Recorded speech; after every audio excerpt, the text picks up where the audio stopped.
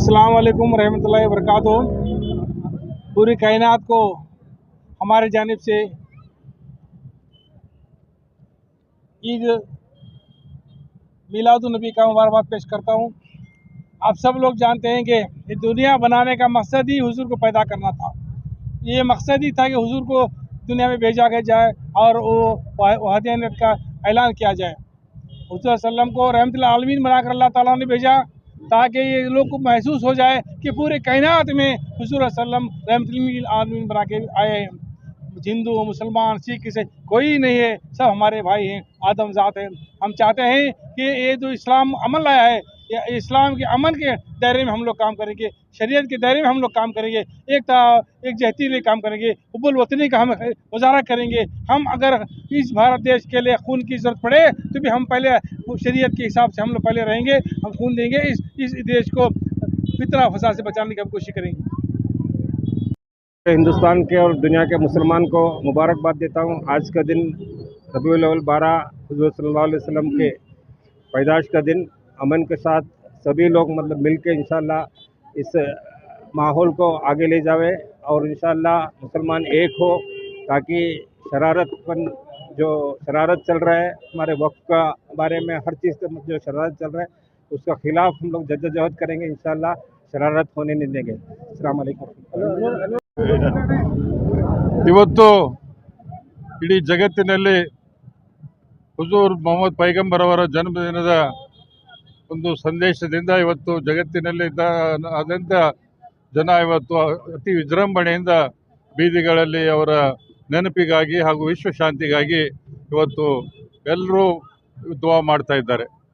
ಇವತ್ತು ದೇಶದಲ್ಲಿರ್ತಕ್ಕಂಥ ಪರಿಸ್ಥಿತಿಯನ್ನು ನೋಡಿದಾಗ ನಾವು ಶಾಂತಿ ಹಾಗೂ ಬಾಳ್ವೆಯಿಂದ ಬದುಕಲು ಇವತ್ತು ಜಗತ್ತಿಗೆ ಒಂದು ಸಂದೇಶ ಹುಜೂರ್ ಅವರು ಕೊಟ್ಟಿದ್ದಾರೆ।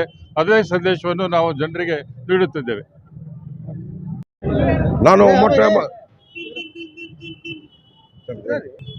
ನಾನು ಮೊಟ್ಟ ಮೊದಲಾಗಿ ಹೇಳಬೇಕು ಬಯಸ್ತಾ ಇದ್ದೇನೆ ಏನಂತಂದರೆ, ಇವತ್ತಿನ ದಿವಸ ಇಡೀ ವಿಶ್ವದಲ್ಲಿ ಮೊಹಮ್ಮದ್ ಪೈಗಂಬರ್ ಅವರ ಜನ್ಮ ದಿನಾಚರಣೆ ಅಂಗವಾಗಿ 199 ದೇಶಗಳಲ್ಲಿ ಇವತ್ತು ಅತಿ ವಿಜೃಂಭಣೆಯಿಂದ ಶಾಂತಿಯಿಂದ ಒಂದು ಒಳ್ಳೆಯ ಮೊಹಮ್ಮದ್ ಪೈಗಂಬರ್ ಹಾಕಿಕೊಟ್ಟಂಥ ಒಂದು ಸಂದೇಶ ಏನಿದೆ ವಿಶ್ವಕ್ಕೆ, ಇವತ್ತೆಲ್ಲರೂ ಆ ಮಾದರಿ ಒಳಗೆ ಇವತ್ತು ಮುಸಲ್ಮಾನ ಸಮಾಜದವರು ಭಾಳ ಅಚ್ಚುಕಟ್ಟುವಾಗಿ ಇವತ್ತು ನಡೀತಾ ಇದೆ।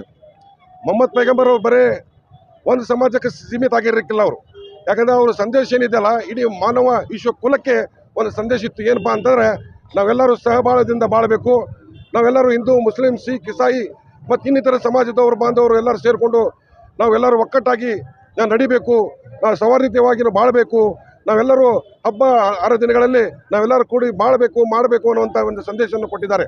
ಯಾಕಂತಂದರೆ ಸಾವಿರಾರು ವರ್ಷಗಳ ಹಿಂದೆ ಮೊಹಮ್ಮದ್ ಪೈಗಂಬರ್ ಅವರ ಕಾಲದಲ್ಲಿ ಮಹಿಳೆಯರಿಗೆ ಭಾಳಷ್ಟು ತೊಂದರೆಗಳು, ಅತ್ಯಾಚಾರ, ಅನ್ಯಾಯ ಭಾಳ ಆಗ್ತಾ ಇದ್ದು। ಅಂಥ ಒಂದು ಸಂದರ್ಭದಲ್ಲಿ ಮೊಟ್ಟ ಮೊದಲಾಗಿ ಅವರು ಇಡೀ ಜಗತ್ತಿಗೆ ಬಂದು ಕೇಳಿದಾಗ ಜನರಿಗೆ ಸಮಸ್ಯೆಗಳನ್ನು ಭಾಳಷ್ಟು ಇದ್ದು, ಅಂಥ ಒಂದು ಸಂದರ್ಭದಲ್ಲಿ ಮಹಿಳೆಯರಿಗೆ ಭಾಳಷ್ಟು ಅನ್ಯಾಯ ಆದವಾಗ ಮೊಟ್ಟ ಮೊದಲಾಗಿ ಅವ್ರು ಏನು ಮಾಡಿದ್ರಪ್ಪ ಅಂತಂದರೆ ಈ ಶರೀಯ ಬ್ಯಾನ್ ಮಾಡಿದರು।